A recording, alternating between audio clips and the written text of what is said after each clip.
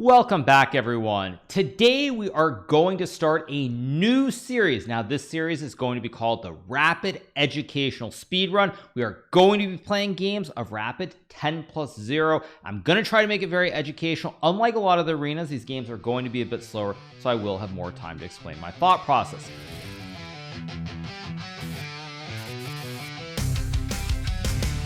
Zooming through the game with the bomb cloud start, trashing all your prep like it's modern art.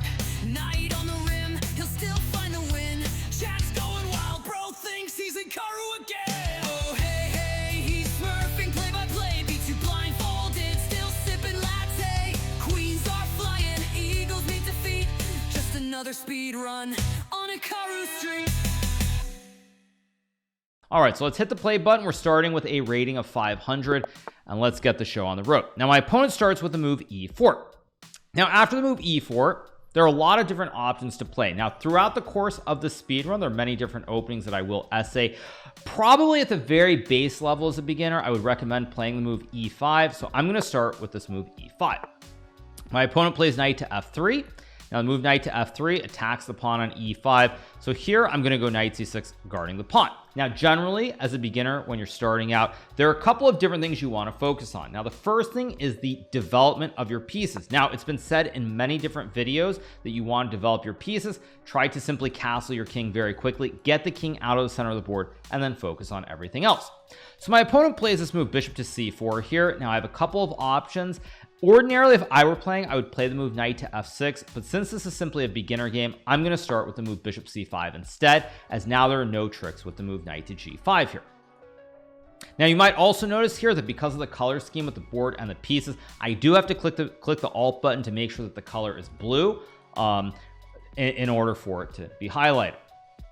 So I go bishop to C5. Now we're going to see what my opponent does. There's the option of playing for C3 and D4, while I can also try to castle the king, but let's see what we get. Now my opponent is thinking for a bit here. As I was saying before, you want to focus on the development of pieces. You have to focus on the priority in terms of what your plans are specifically. However, as a complete beginner, probably the single most important factor is avoiding hanging material, because since it's such a large space of squares, it's very easy to miss something. So my opponent plays move D4. Now there are a couple of different options here. I could take with the knight, bishop, or the pawn. What I'm going to do in this position is I'm going to take with the bishop here. And the reason is that now the pawn is guarded and my knight guards the bishop. So temporarily, at least, I'm up a pawn here. This is actually a mainstream variation of theory at the higher levels. I've actually had quite a few games in this position against none other than Wesley. So now my opponent plays move C3. Nothing wrong with this move. He attacks the bishop. The one drawback is now when I move this bishop, I will go to B6, not the C5 square here, because if I were to go to C5, there are moves like queen to D5 here, for example. There's also bishop takes F7. Let's retreat the bishop. And now we're going to focus on the priority of developing the knight and getting our king out of the center of the board.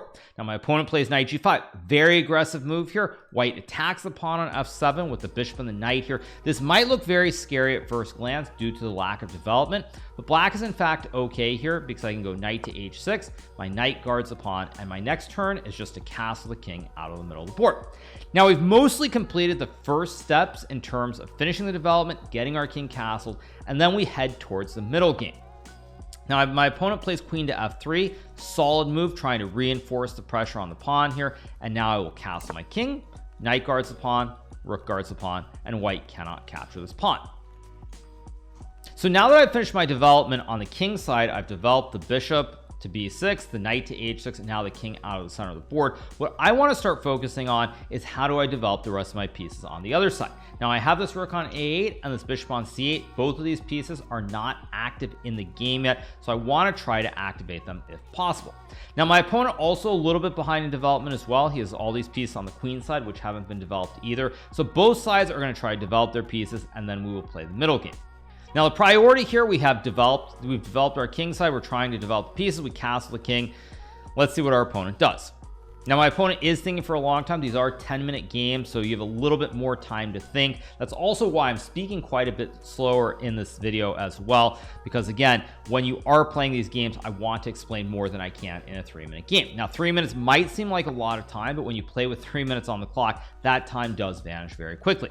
So my opponent goes queen to h5 here. Now he's trying to put more pressure on the pawns on f7 and h7 here with the queen, the knight, and the bishop. What I need to be concerned about here is both of these pawns. Now when I look at this pawn on f7 here, it's guarded by the knight and the rook and the king. So you have 1, 2, 3 pieces guarding.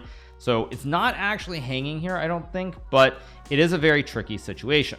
Now, having concluded that I'm guarding all the pawns here with the king, the knight, and the rook, I'm going to ignore everything and play the move pawn to d6 here, trying to develop my light square bishop on the diagonal.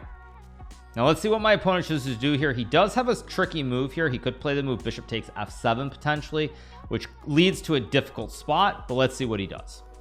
Now the opening my opponent has played at a beginner level, this could be very difficult to deal with. That's why when you play e4, e5 specifically as a beginner, you need to be aware of a lot of the gambits, because even though I'm up a pawn in this position, if I did not know the move knight to h6, I would lose this game immediately. And even here, castling as well, very, very tricky. So the one piece of advice I have, if you're just starting out and you want to play the moves pawn to e4 and pawn to e5 here, is you need to be aware of these gambits like what my opponent just did with d4. You also need to be aware of other lines. For example, there's a move d4 here, takes c3, which is known as the Danish gambit. So there are a lot of these gambits that you need to be very familiar with. So if you aren't really going to have the time to study the openings, at least the first like 10 moves pretty consistently, I would actually recommend that you don't play e5 on move 1, because you have to know these lines or you can get cheesed and lose the game right away.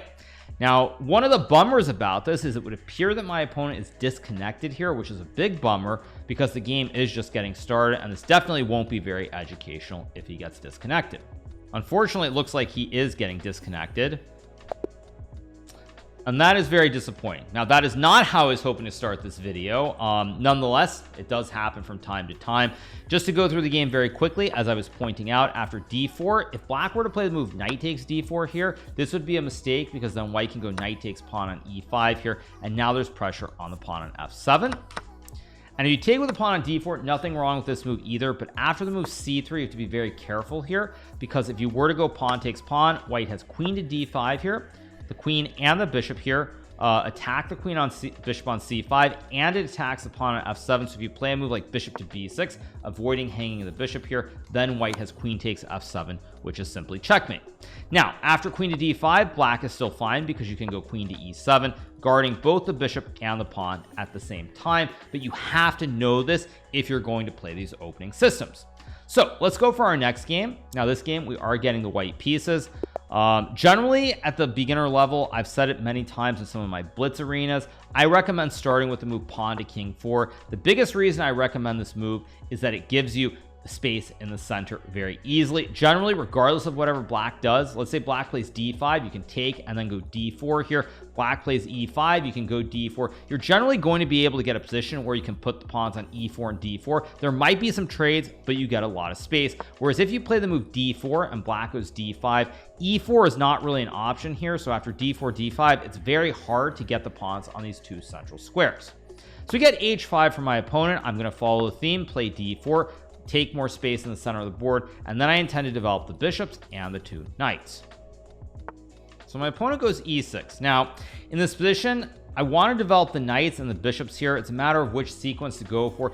In chess, when you play the move pawn to king 4, or e4 as they call it colloquially, I would say that 90% of the time you're going to put a knight on f3 in some situation after the move e4. So I'm going to play knight to f3 here, start with the knight development, and then I plan to develop my light square bishop and castle the king out of the middle of the board. So here I'm going to go bishop to d3. Simple idea. I've developed the knight, developed the bishop, and now I castle my king. I finished the development on the king side. I have the two pawns in the center with a lot of space, and now I'm looking to potentially activate the pieces on the queen side or go for something in the middle of the board.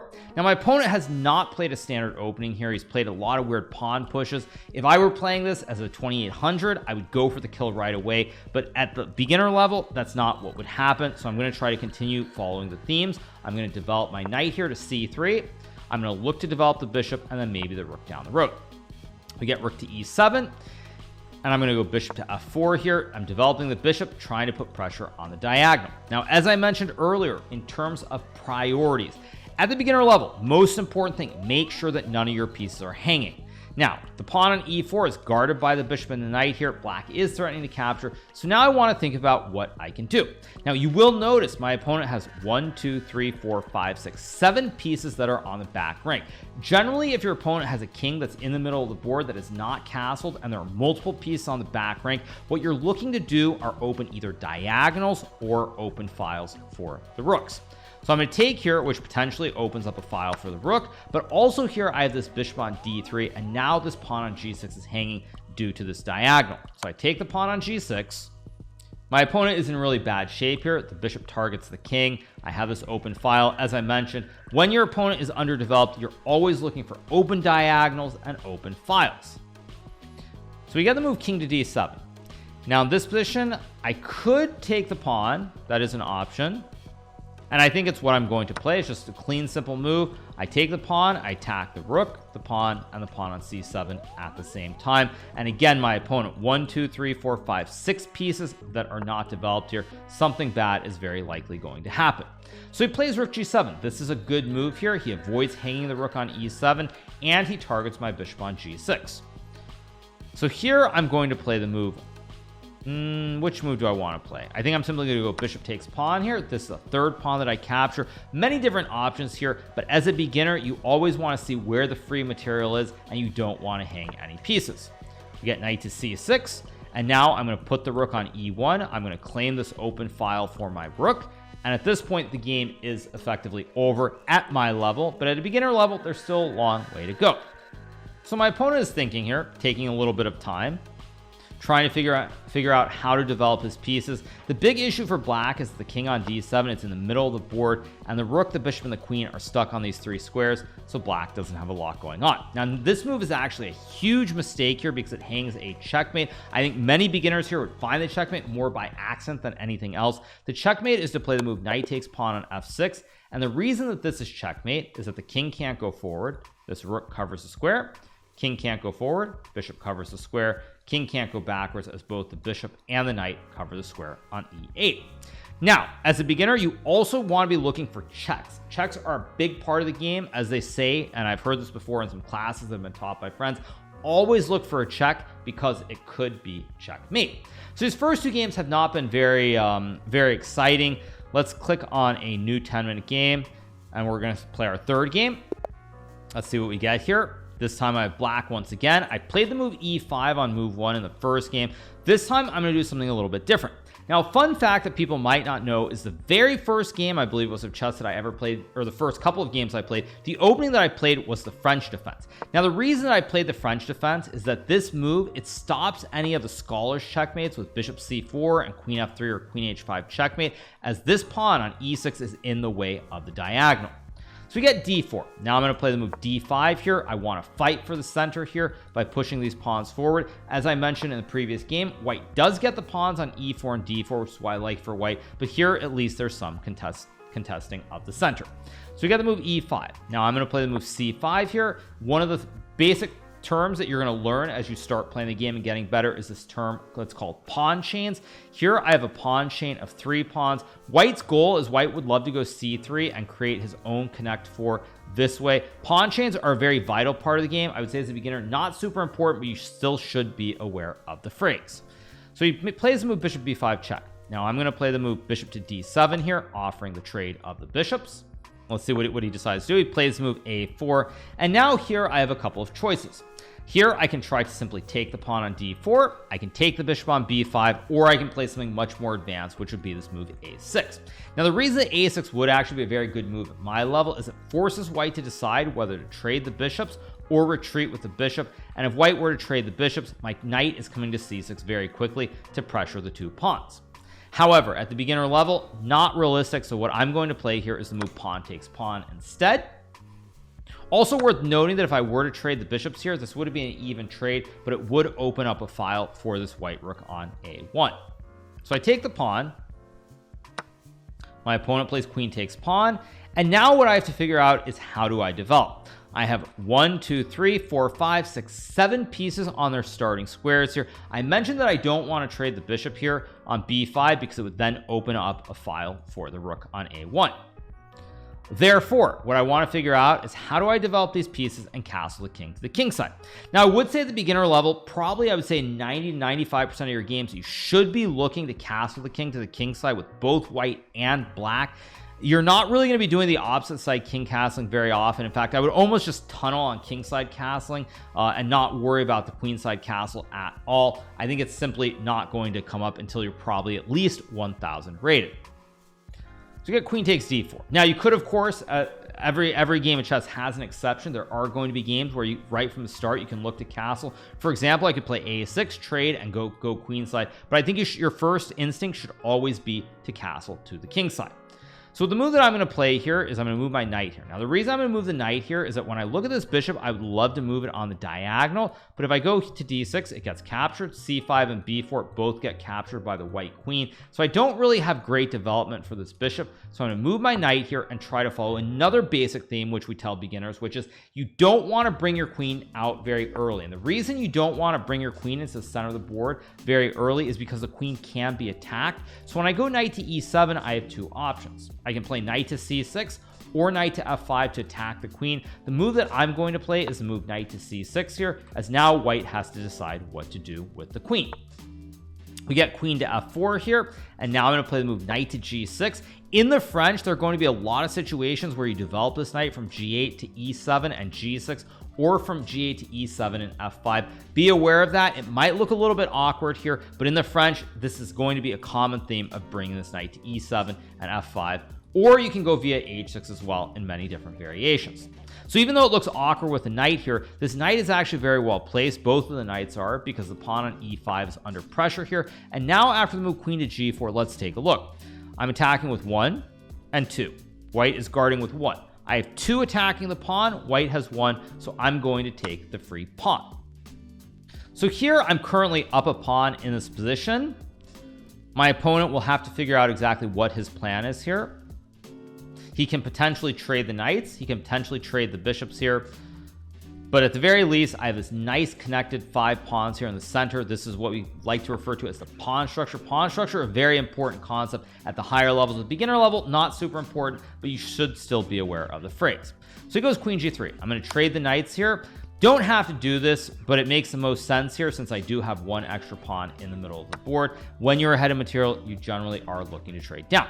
So my opponent captures with the queen. So here I'm up 1 pawn. Now we get back to basics here, and we're going to try to develop this king out of the center.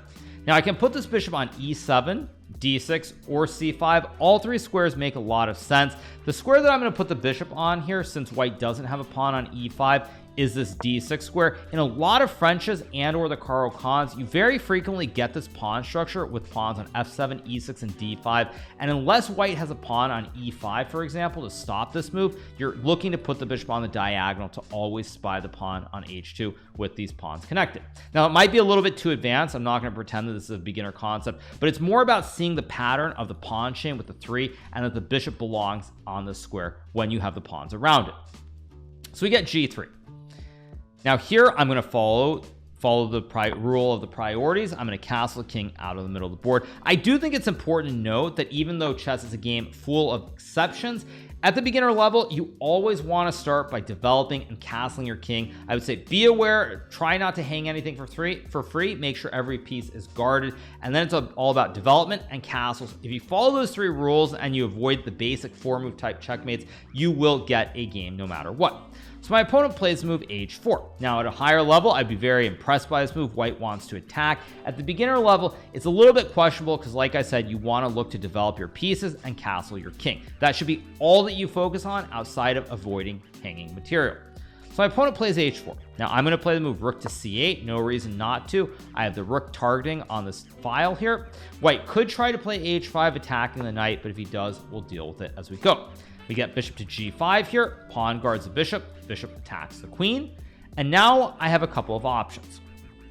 I could play the move f6 to attack the bishop, but I don't feel like in most cases that's going to be a move that makes a lot of sense to a beginner. So I'm going to play the very calm looking move queen to c7 here, avoiding the queen being attacked. Queen guards the bishop, and the queen also pressures the pawn on c2.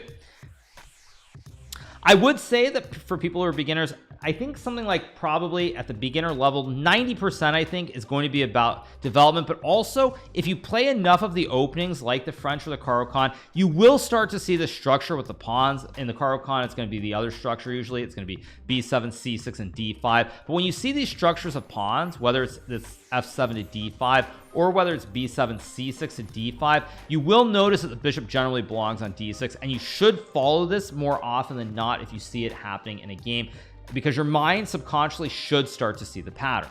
So my opponent plays h5 here, attacking the knight. I'm going to go knight to e5, attacking the queen here. My opponent still has not castled the king. He still has 4 pieces that are underdeveloped here, so things are not going his way. Now I am getting a little bit low on time here, so I might have to pick up the speed a touch, but so far everything is looking very good. My opponent plays move queen to f4 here, and now I'm going to play the move bishop takes bishop, trading the bishops. Don't have to do this. It's not the only way to win the game. I expect him to simply take back. And now here, if I were playing this game, I would play the move knight to d3, checking the king and attacking the queen, because after knight d3, pawn takes knight, I win the queen on f4. But tactics are not something, unless you're doing a lot of puzzles at the starter level, that you're going to spot right away. So instead, I'm going to play the more obvious move, just grab the pawn on c2. Free material, you're always looking for that, assuming that nothing is hanging, like my knight is guarded, my pawn is guarded, so nothing hanging, free pawn, why not grab on c2? My opponent is thinking here. Let's see what he decides to play in this position. This is a very, very nice position. I have the rook on this open file. Generally speaking, rooks are most powerful on open files. White has his own open file, for example, with the rook on a1. Before rooks, you always want to look for the open file. If rooks are on an open file, that is where they are most effective. Now my opponent is spending quite a bit of time here. The move that he should play is probably castle the king. He goes queen d2 instead. Nothing wrong with this move. Now again, I have knight to f3, a basic tactic to fork the king and the queen. You probably could find it. I think it's actually a little bit more logical as a beginner, since I mentioned before that you're looking for checks, to play this move queen to e4, because now I check the king and I also attack the rook at the same time. One little meme is that this is the classic 90-degree right triangle, but at any rate, it's a check of the king, and I'm going to win the rook on h1. Always look for checks. Always be aware of checks as a beginner. Try to see if they do exist. We get bishop e3. I'm going to take the rook on h1. Now I simply am up 1 rook here, and it's a matter of trying to finish off the game as quickly as possible. My opponent will go king to e2, and now I'm going to play the move queen takes pawn, a free pawn, checking the king. He goes king to f1, so I'm going to play the move queen to h1 back. Not the only way to win. At this point, there aren't really going to be any lessons or themes that you can probably learn here. I would say that perhaps you could look to trade down material here. So I am going to go for the move bishop to c5, offering a trade of the bishops. Since if we do the material count, I have 2 rooks and white has 1 rook. An extra rook on the board, less material means that my opponent will be able to create less threats, and I should win more easily. So he's spending some time here. No instant moves.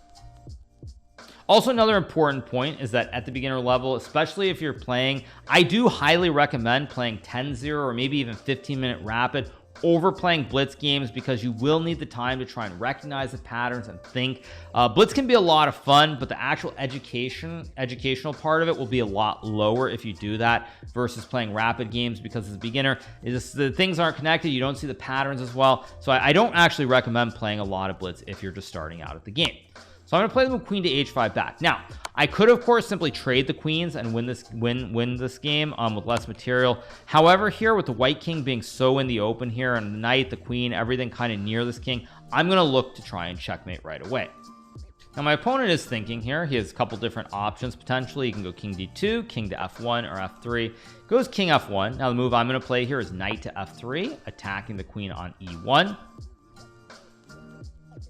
My opponent does need to be careful, because again, I am looking for the checks. I have queen h3 and queen h1 both in the air here. Both moves are entirely playable. If he puts the queen on e2, either move would be checkmate. I'm not sure if he will, but he will see that the queen is hanging, so he's likely to move the queen. Now he plays queen to a5, a good move. Now if I check on either of these squares, the king will escape to e2.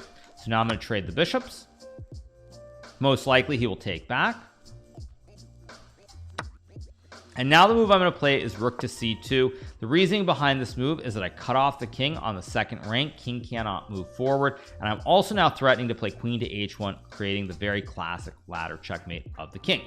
Now my opponent could give up a lot of material to stop the checkmate. If he does in fact find the move knight to d2, which I believe is the only way to stop the checkmate, I would be pretty impressed, because knight to d2 is simply going to hang another piece on the board here. So I'm fairly skeptical that he will play it, but if he does, that would be somewhat impressive, as he will stop the checkmate. He plays the move queen to e1.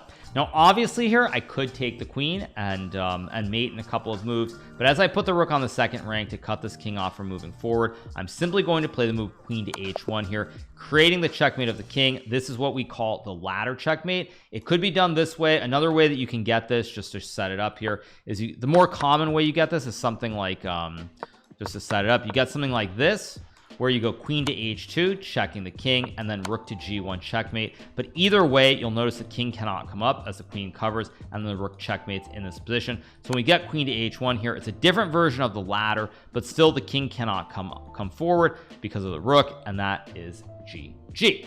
So hope you guys enjoy these first 3 games of this new slow educational rapid speed run. I know I said a couple of extra words there, but hope you guys did enjoy this video. There will be many more to come in the near future, but at any rate, if you're not already subscribed to the channel, make sure that you smash that subscribe button below. And I hope you guys enjoyed this video and you did learn a few little tips. See you guys soon.